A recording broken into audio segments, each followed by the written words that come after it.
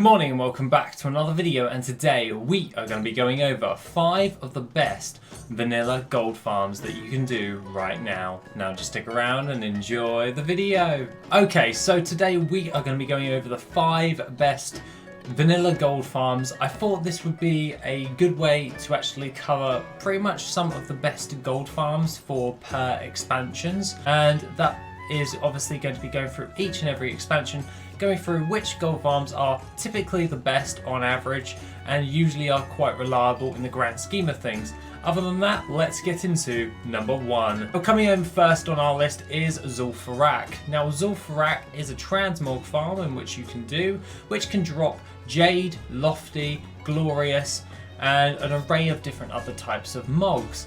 Now this is typically some of the best ways to actually get hold of a load of different types of transmogs, and is a great way to actually pad out your auction house as well, due to the fact that it has a very diverse amount of different types of mogs. You can actually pad out your auction house with quite a variety of different items is what you're actually going for. Hence why it's usually actually recommended for most padding sessions when actually getting into transmog and that particular market.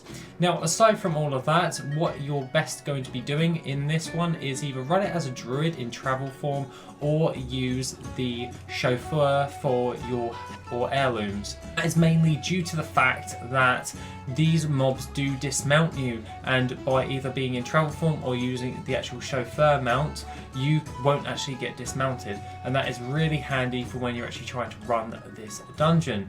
Now aside from all of that, what you really need to do is just gather up all of the mobs and burn them down. I typically run around the left hand side of the map, as I showcase right here, of the actual route in which you can actually farm it, and that is pretty dead simple. All you do is gather up the mobs, you burn them down, and either use your Dreamwalk ability to go out of the dungeon and then come back in with a reset. If not, then you're going to have to run your way all the way over back to the beginning again, but it's not really that much of an issue or a hassle because there are still mobs to actually kill on the way out as well.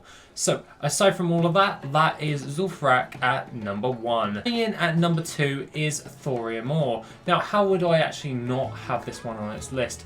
Now typically THORIUM is pretty crap when it's just farmed up standardly.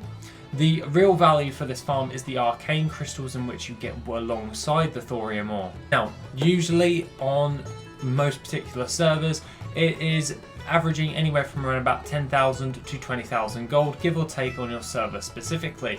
If you really wanted to have a look at what would be, if it's actually any good for you, I would highly recommend checking it on WorthIt to give you an approximation of what it typically will go for your hours worth invested, so you're not actually wasting any time farming up and then finding out it's not that good for you.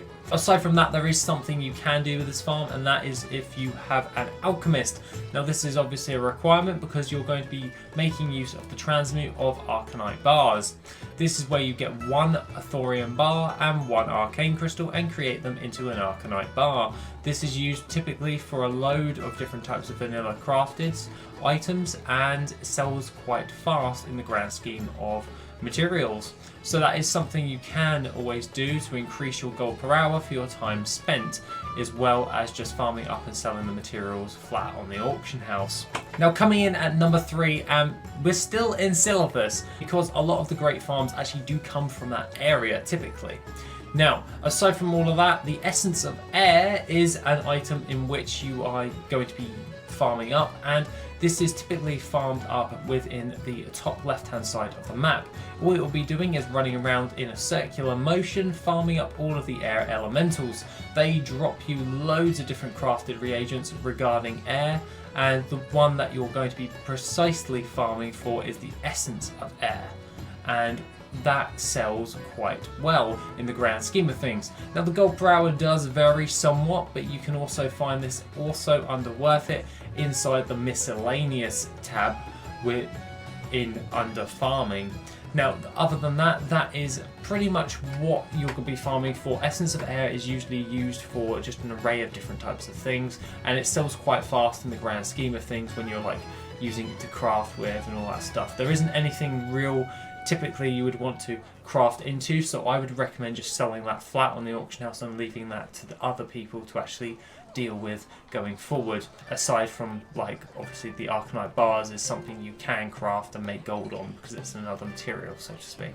Now coming in at number 4 and last thing that is in Silithus, but I would be remiss if I did not actually talk about this one, which is the Silithus 5-man farm in the Twilight camps. Now as you go over to the flight point masters in there are Twilight camps all over the different areas.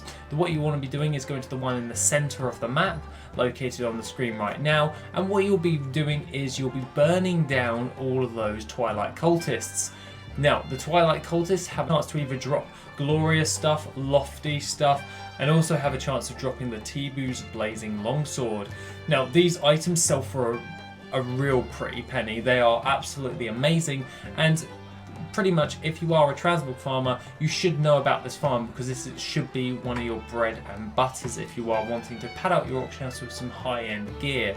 Aside from that, 1 hour's worth of farming in a 5-man group is the most ideal and effective use of your time when actually doing this farm, hence why I put it in the title of this particular farm.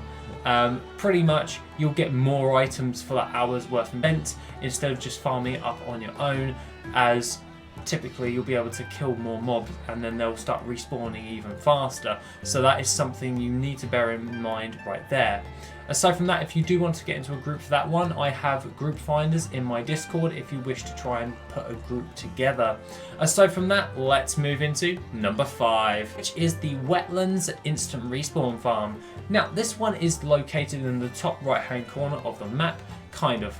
Now, what you'll be wanting to do is search where the Dragon Moor and the Orcs are actually fighting. And right in the center of where they actually meet is where you're going to be wanting to either put a monk statue or just completely go ham with some AoE abilities. What you're really going for is the transmog, but alongside with like relics of the past at this moment in time, the wool cloth and the linen cloth is something you need to bear in mind as well, as that has slightly increased the gold per hour for this particular farm. Now, other things that you may want to consider when actually doing this farm is bringing a skinner, as the Dragon Moor can actually be skinned for light and medium leather. This also is used for relics of the past as well, and typically the gold has increased for those as well as that. So that is something you may want to bear in mind going forward, as because the gold prices for those materials have actually gone up, this has become an even more viable farm as of late. Now, other than that, a lot of the transmogs that you're going to get are very low end, but you get a high amount of these. I typically use this for transmog padding, so padding out my auction house with an array of different types of transmog items, and they sell relatively well once you've actually got a decent amount on the auction house. Obviously, if you do 10 minutes, you're not going to be selling very much. You're going to need to put in a lot more for transmog sales on the regular. But it is a great way, like ZUL'FARRAK, to actually pad out your auction house and sell that on, as well as getting a hold of loads of different other types of materials which are selling quite well at this moment in time, and therefore you'll be able to get more bang for your buck because you'll be selling fast selling mats as well as low selling transmog items, which then you can pad out. So this is why I've put that one at number 5 on this list, because it's the best performing one at this moment in time. Other than that, guys, that is pretty much all I have to say for the 5 best vanilla gold farms. Have an awesome rest of the day, and I shall see you in the next video, which will be tomorrow. If you want to support the channel and help make the channel even better, then why not check out the Patreon? Members get additional info, gold making resources, and Patreon specific content. The link is located in the description down below. Thank you and have an awesome day.